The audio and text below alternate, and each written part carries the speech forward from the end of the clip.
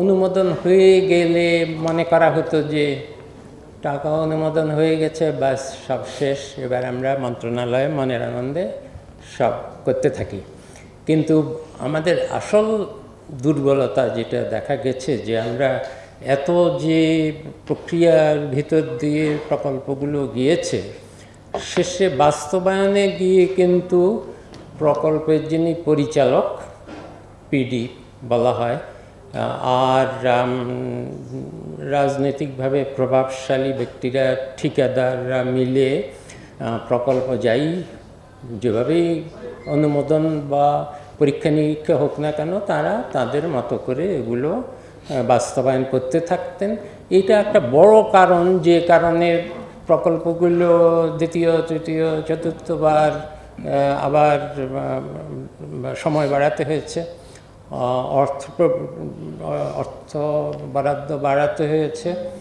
এখন থেকে আমরা যেটা করছি তা হলো যাচাই বাছাই হবে আগে যেভাবে হতো মন্ত্রণালয় এবং পরিকল্পনা কমিশন মিলে, সেটাকেও আমরা আমলাতান্ত্রিকতার জটিলতাকে যত সম্ভব কমিয়ে দ্রুত এগুলো যাতে চূড়ান্ত প্রক্রিয়ায় একনেক বলা হয় সেখানে যাতে এটা উপস্থাপিত করা যায়। কিন্তু এর সঙ্গে সঙ্গে শর্ত জুড়ে দেওয়া হবে যে বাস্তবায়নকারী মন্ত্রণালয় বা সংস্থা আছে, তাদের দায়িত্ব হলো এগুলোকে সুষ্ঠুভাবে যাতে বাস্তবায়ন হয়। বাস্তবায়নটাই হলো আসল জিনিস। আগে পরীক্ষা নিরীক্ষা এত করে তারপর বাস্তবায়নের ক্ষেত্রে দেখা গেল যে ঠিকাদার, বিভিন্ন রাজনৈতিক গোষ্ঠী, প্রভাবশালী গোষ্ঠী, মন্ত্রণালয় মিলে যে অপচয় এবং অন্য কিছু হয়, এই কারণেই কিন্তু প্রকল্পগুলো আসলে ক্ষতিগ্রস্ত হয়। কাজেই এখন থেকে আর এই একনেকের গুরুত্ব সে কারণে কিছুটা কমে যাচ্ছে, কারণ এটাই শেষ কথা না। এখন যেই প্রক্রিয়া, এতে কে যে আসলে প্রকল্পটা ভালো না হওয়ার জন্য দায়ী, এই দায়বদ্ধতা খুঁজে পাওয়া যাবে না। তার কারণ হলো যে এটা কি পহেলাতেই যাচাই বাছাই যখন করা হয়েছে মন্ত্রণালয় এবং পরিকল্পনা কমিশন মিলে, সেখানেই কি ত্রুটি ছিল, সেখানেই কি কোনো অযাচিত হস্তক্ষেপ হয়েছিল, নাকি একনেকে পাশ করার পরে পরবর্তী সময়ে অনেক অনিয়ম হয়েছিল, এটা তো কেউই আর দায়বদ্ধ থাকে না। কে যে কোথায় আসলে এই প্রকল্পগুলোকে কিছুটা নষ্ট করে দিয়েছে বলতে পারি।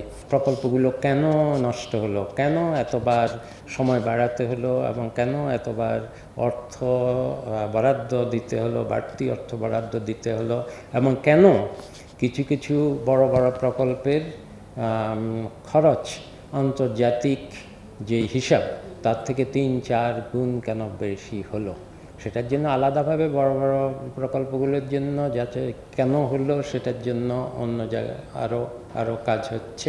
রাজনৈতিক উদ্দেশ্য প্রণোদিত হলে খারাপ প্রকল্প এটা তো না।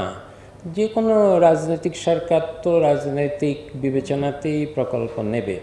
আমি বলেছি যেই সব